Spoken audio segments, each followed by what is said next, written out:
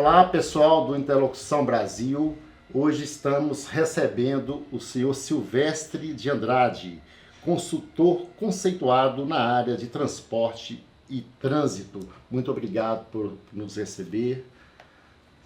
É um prazer estar aqui com você, Mauro, nesse seu programa de Interlocução Brasil, e estamos à disposição de você para as questões que venham a acontecer aí, para atender aos seus espectadores aí dentro do YouTube.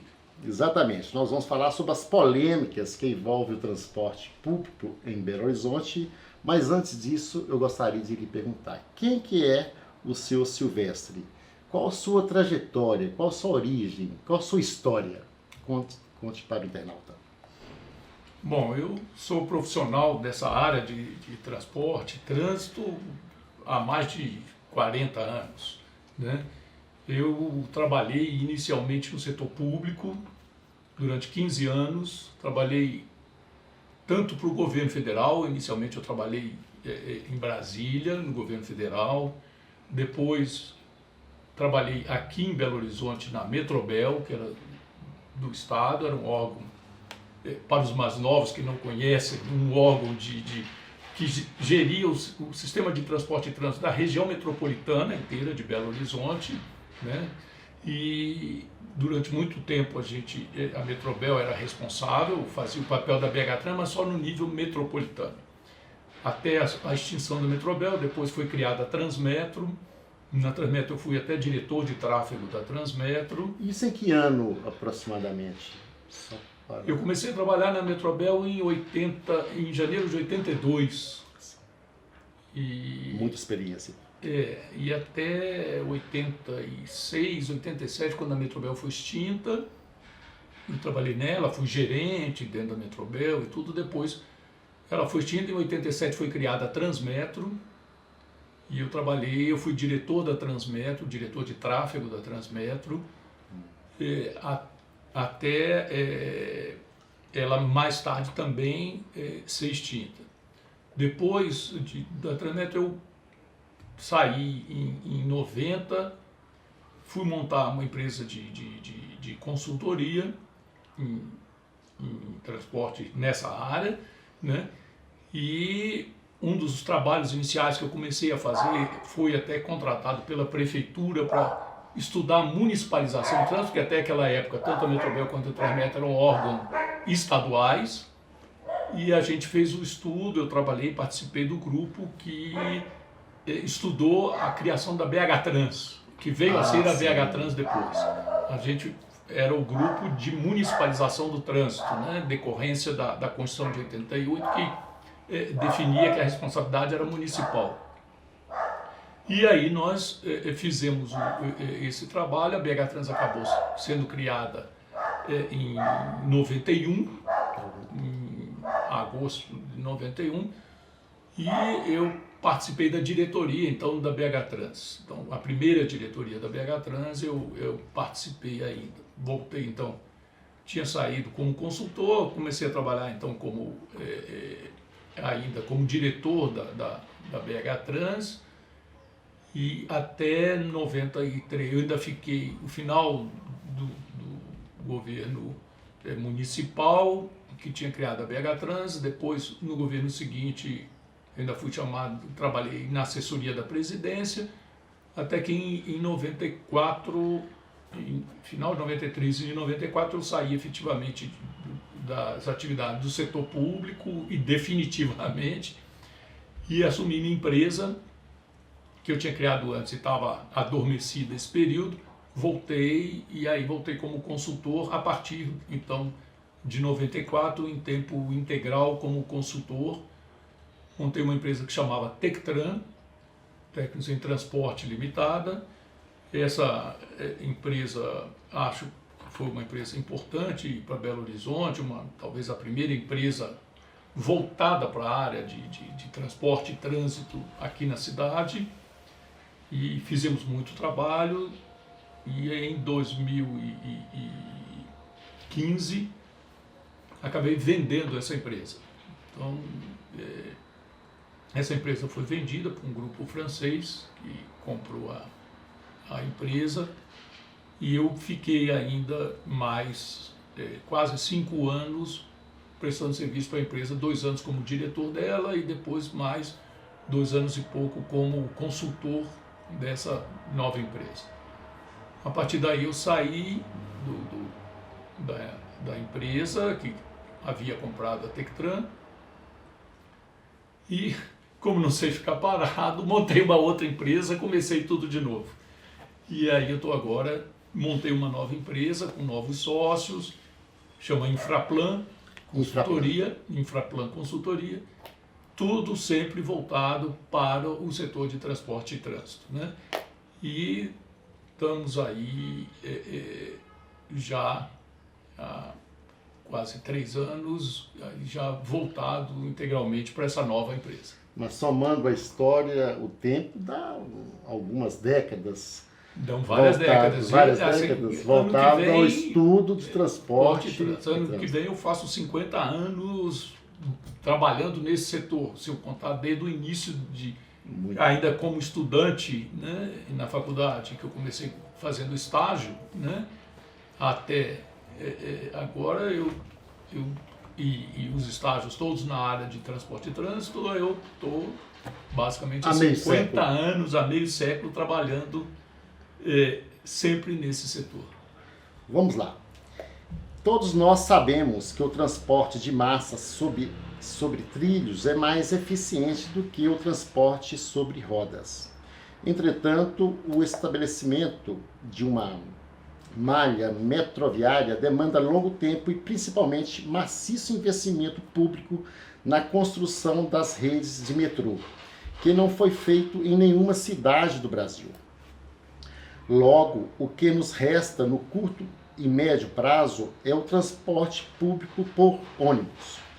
Como o senhor vê o subsídio conferido pelos entes públicos para auxiliar os passageiros no pagamento da tarifa do transporte por ônibus? Bom, eu acho que a sua questão é bastante ampla, né? Fique à vontade. Começa com a questão das redes de metrô. Eu gostaria de começar por colocar uma questão em cima disso.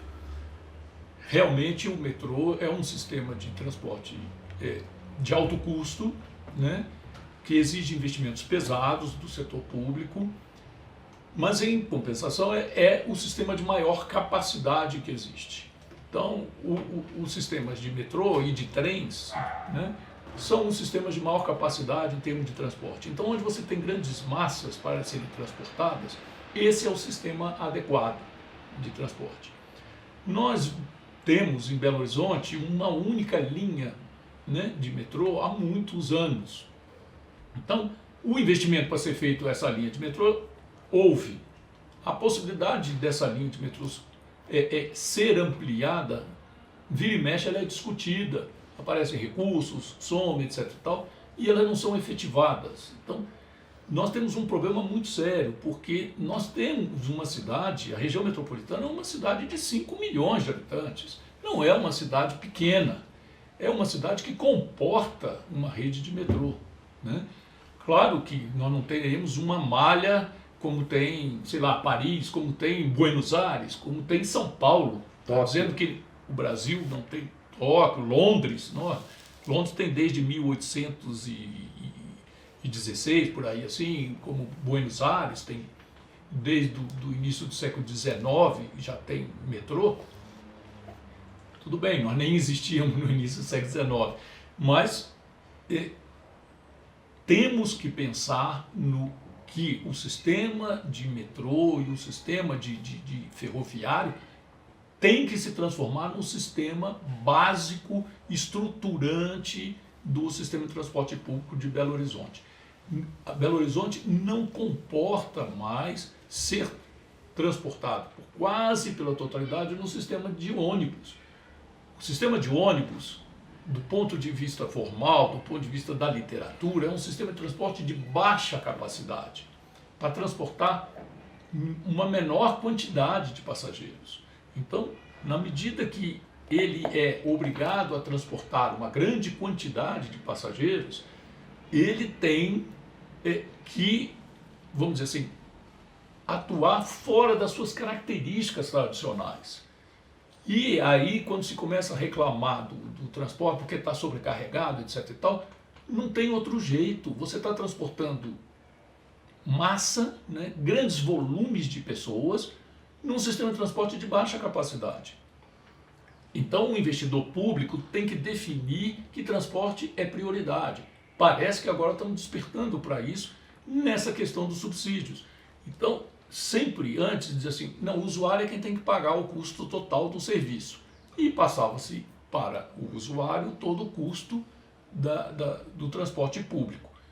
Ora, o ônibus é o mais ágil, é o mais fácil, de certa forma, é relativamente barato fazer por ônibus, né? Enquanto que para os sistemas de metrô é muito mais caro. Ele exige uma infraestrutura própria.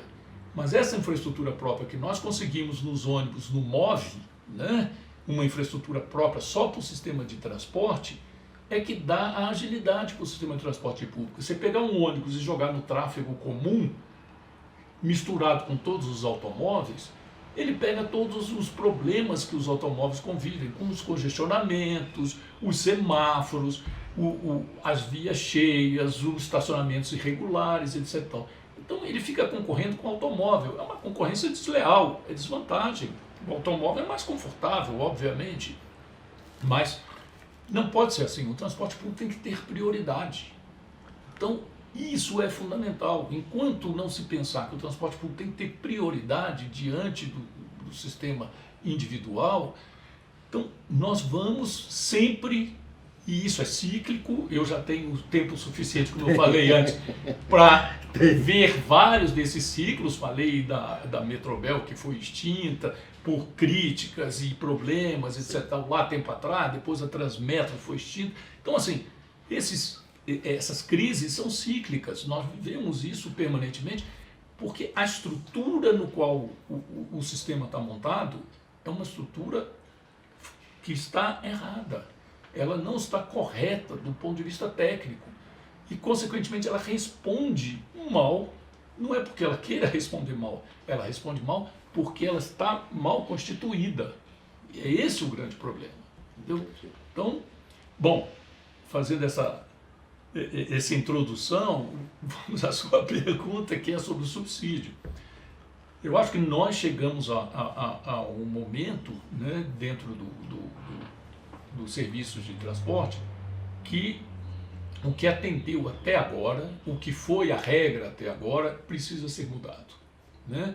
Então nós estamos chegando mais uma vez meio que num beco sem saída, e que nós precisamos então de enfrentar essa nova situação, né? A pandemia serviu como um catalisador desse processo, foi a gota d'água em cima de um copo que já vinha cheio há algum tempo, né? Não foi a pandemia quem fez isso, mas ela acabou deixando tudo mais claro, ressaltando mais os problemas que já existiam. Então, o subsídio hoje é um remédio, né, para os problemas que nós estamos vivendo, e eu acho que ele é bem-vindo nesse momento, mas não considero ele como a solução definitiva para o problema. Eu acho que ele é uma transição, ele é o reconhecimento de que há um problema no setor e que ele precisa ser enfrentado e que, neste momento, uma solução transitória é necessária para que se busque uma solução definitiva. O que nós não podemos ficar é pensando que o subsídio é a solução definitiva, porque não é. Mas ela é, sim, uma solução transitória e uma busca de uma solução que atende a uma situação de crise que estamos vivendo nesse momento. Perfeitamente. Se a rede de transporte por ônibus não tivesse subsídio e fosse suportada financeiramente somente pelos passageiros que utilizam os coletivos diariamente, como o senhor acredita que seria o serviço? Linhas deficitárias existiriam nesse cenário? Esse é o cenário de hoje, né?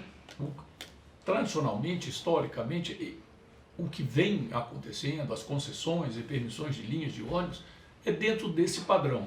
Quer dizer, quem financia o sistema de transporte público é o usuário.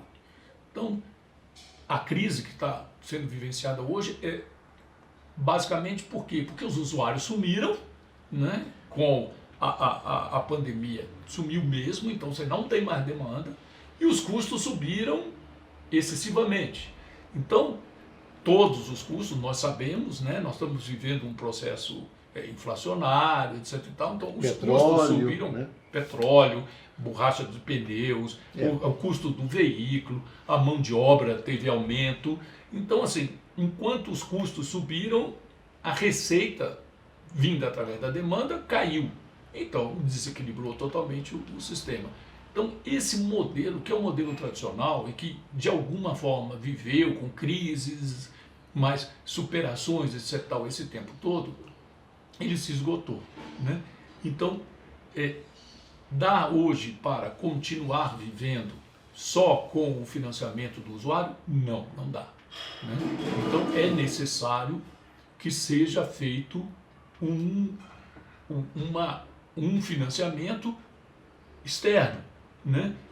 Então nós temos que hoje pensar quais são as alternativas, quais são as possibilidades, e o subsídio é uma delas.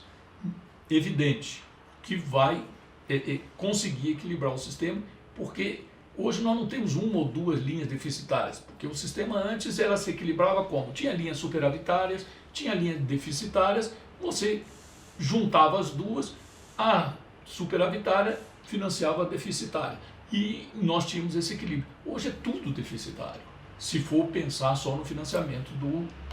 É super interessante o que o senhor falou, inclusive eu já entro com a próxima pergunta que tem a ver. Com toda a sua experiência nacional e internacional, o transporte público coletivo é viável sendo suportado apenas por quem utiliza os ônibus? O que o senhor acha? Não, hoje não é. Ele sempre foi, tradicionalmente foi assim, mas hoje já não é mais. Você falou da experiência internacional, há muitos anos, inclusive, que no exterior, nos países mais desenvolvidos, o sistema é subsidiado, né? Então, os sistemas nos países desenvolvidos da Europa, na França, nos Estados Unidos, na Inglaterra, eles são subsidiados, né? Então, a tarifa paga parte dos custos. Tem tarifa? Tem, mas ele financia parte dos custos do serviço. Outra parte dos custos é bancada pelo poder público. Então, hoje, o sistema, do jeito que está, ele não é mais financiável somente pelos usuários. Não quer dizer que é impossível. Claro, você faz as contas, vê qual é a tarifa, né, e cobra, e rateia. Isso não é diferente, por exemplo, do sistema de energia elétrica, né, que o custo é dividido. Mas, hoje, diante das condições, né, de vida da população, das receitas, me parece que é muito difícil de se manter tarifas muito elevadas, né, para o setor de transporte. Então, eu acho que a participação do poder público, neste momento, é importante. Ok, o próximo tópico. O subsídio é uma forma de receita extratarifária que vem auxiliar os usuários no pagamento das tarifas do transporte público por ônibus. Quais os outros tipos de receitas extratarifárias que também poderiam ser citadas para auxiliar ainda mais os usuários no pagamento das tarifas? Olha, isso não é uma coisa simples, porque a receitas extratarifárias, retirando, por exemplo, o subsídio, né, são proporcionalmente à tarifa relativamente baixas. Quer dizer, você tem receita de publicidade, por exemplo, nos ônibus, né? Mas as receitas de publicidade nos ônibus, elas não são significativas do ponto de vista de volume comparado com a receita de população. Você lembra que tem, na região metropolitana, deve ter algo em torno de 2 milhões de passageiros, ou deveria ter 2 milhões, porque nesse momento de transição, onde nós estamos saindo de uma pandemia, então muita coisa mudou no sistema, mas algo em torno de 2 milhões de passageiros dia. É um volume de viagens muito grande, né?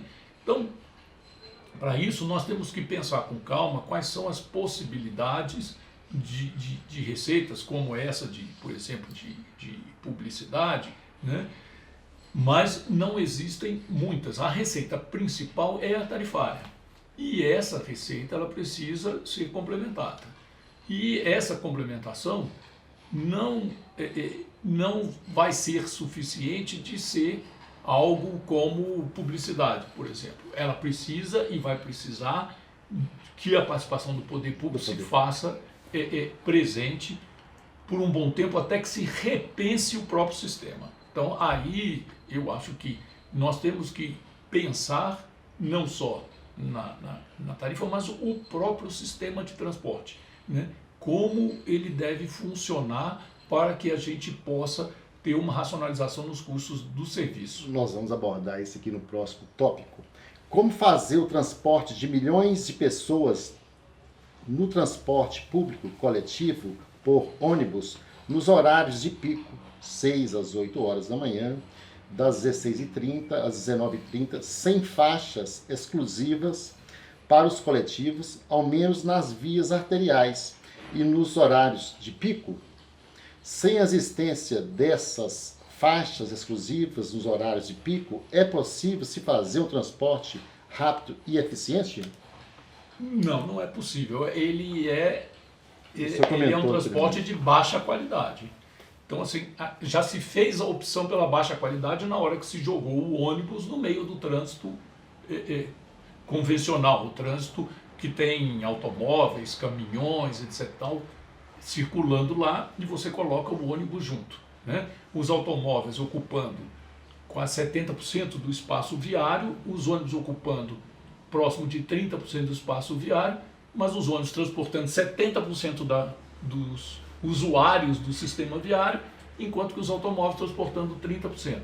Então, é totalmente ineficiente do ponto de vista do uso do espaço viário a colocação do ônibus no meio do tráfego geral. Então, nós precisamos, sim, de sistemas exclusivos. O metrô, por constituição, né, o metrô, os trens, eles já vêm com sistemas próprios. Quer dizer, ele não existe de outra forma que não seja por sistema próprio. Os ônibus começamos a pensar relativamente recente, né, em Belo Horizonte não tem muito tempo, que entrou o sistema tipo MOVE. Né? Embora nós tenhamos sido uma das capitais que primeiro implantou faixas exclusivas de ônibus na Avenida Amazonas, por exemplo. Nós temos aí, desde a década de 80 do século passado, né, o final da década de 70, o início da década de 80, nós temos faixa exclusiva na Avenida Amazonas. Somente lá? Não. Ou tem outros lugares? Não, a gente, naquela época, implantou. A da Avenida Amazonas é a melhor dela, mas foram implantados em vários lugares, na área central, corredor exclusivo, inclusive, na Paraná Santos Dumont, era um corredor exclusivo naquela época, né? E funcionou muito bem, né? Funciona até hoje, por sinal, mas nós precisamos revitalizar isso, trazer isso para a modernidade, né? Trazer isso para o século XXI, isso é do século XX. Então, assim, modernizar, e aí nós temos controle de radares, sinalização, em outras vias. E, claro, nós temos que pensar em rede de transporte. Nós não podemos pensar em linhas, nós não podemos pensar em vias, nós temos que pensar em rede de transporte. Hoje, os interesses de circulação na cidade não é igual no século passado, onde basicamente todo mundo queria ir para o centro. Hoje, a cidade tem muitos polos geradores de viagem. Descentralizou muito, né? Descentralizou, isso foi uma briga nossa durante muito tempo para que houvesse essa descentralização, e ela foi acontecendo paulatinamente, né? Em que regiões da cidade se desenvolvessem, criassem suas atividades, criassem sua própria vida, né? Tivesse vida própria, regiões da cidade, que não fosse tudo por centro. Mas você tem esses interesses. A universidade é uma só, né? A grande universidade federal é uma única. está num lugar só, a cidade precisa convergir para isso. Os grandes hospitais são só, os grandes estádios, embora não sejam só, mas está ficando 2, 3, mas são poucos. Então, nós temos muitas atividades que não dá para você dizer que eu vou descentralizar por bairro, né? Comércio, alguns tipos de serviço, etc. Tal, são feitos no bairro, mas muita coisa, o aeroporto é um só. Então, assim, essas coisas, né, demandam necessidades de viagens de todos os bairros para, eventualmente, grande parte de outros bairros. Então, a solução sempre passa pela ideia de rede de transportes. Os principais corredores precisam de sistemas de mais capacidade. Os corredores secundários, os corredores mais locais, sistemas de transporte de baixa e média capacidade. Então, isso é uma constituição lógica e nós precisamos pensar nesse planejamento. Sim. Em algum momento a cidade pensar precisa... grande, como nós falamos. Exato, ela precisa ter uma política pública voltada para o setor de transporte que não seja só responder a crises. Ela precisa se antecipar a crises, ela precisa montar uma estratégia para o setor, para que ele possa ter sustentabilidade no longo prazo. E não a gente ficar respondendo a essas crises a cada instante. Exatamente. Eu agradeço imensamente a participação do senhor aqui no Interlocução Brasil.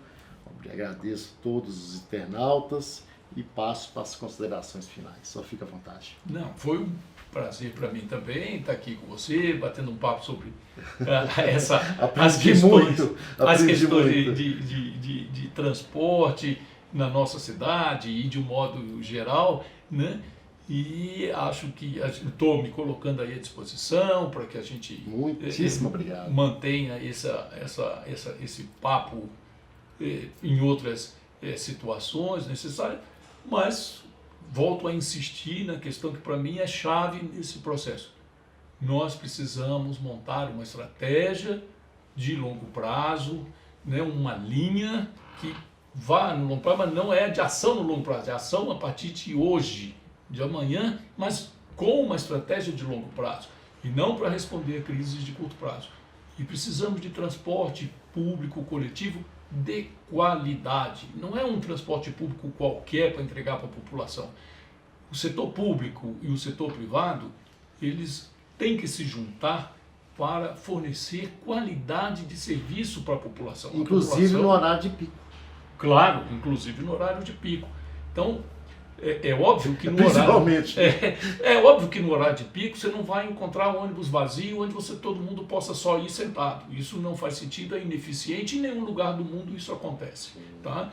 Então, mas se ele sabe que ele pode ter um certo desconforto na hora de pico porque a demanda é maior, mas ele vai rápido, ele vai seguro, ele não pega congestionamento, ele tem um modo de transporte que o leve rapidamente para o lugar de desejo, ele aceita isso, porque isso acontece no mundo inteiro, né? Os sistemas de transporte, até mesmo os metrôs, que são de grande capacidade, eles andam cheios no horário de pico em qualquer lugar do mundo que você vai.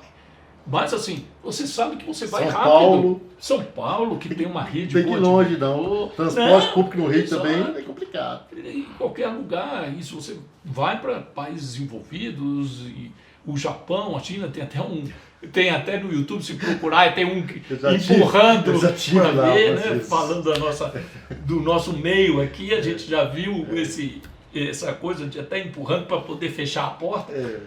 Então assim, não é que seja cheio, mas a população não está insatisfeita, por quê? Porque sabe que rapidamente ele chega lá num transporte rápido e seguro e muito conveniente para ele. Então, é isso que nós precisamos oferecer para a população. Um transporte seguro, rápido e conveniente, que leve ele ao destino final da melhor forma possível. Que incentive a deixar o carro em casa. Exatamente, que o carro fique preso no congestionamento, não tem problema.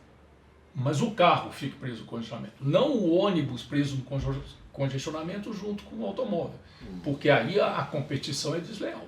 Perfeitamente. Muito obrigado mais uma vez, foi uma honra. Entrevista completa no Interlocução Brasil.